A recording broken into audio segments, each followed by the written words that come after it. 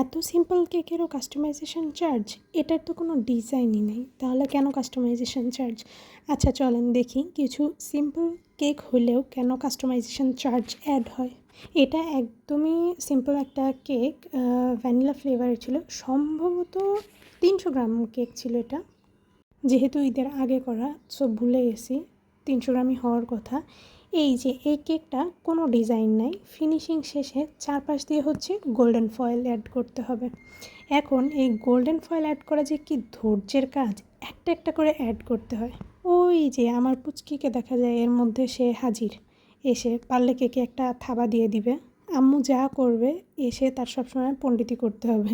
ওকে এখন ওর খালামণি ছো করে নিয়ে চলে যাবে। আচ্ছা আসেন এখন কেকের কথায় আসি।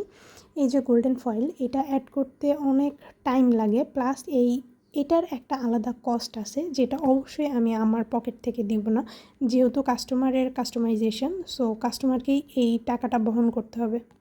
এই এত পিচ্চি একটা কেকে আমার এই ফয়েল বসাতে গিয়ে অর্ধেক কাজ করে মনে হচ্ছিল ছেড়ে দে মা, কেঁদে বাঁচি। তো বড় কেক হইলে তো আরও অনেক টাইম লাগে।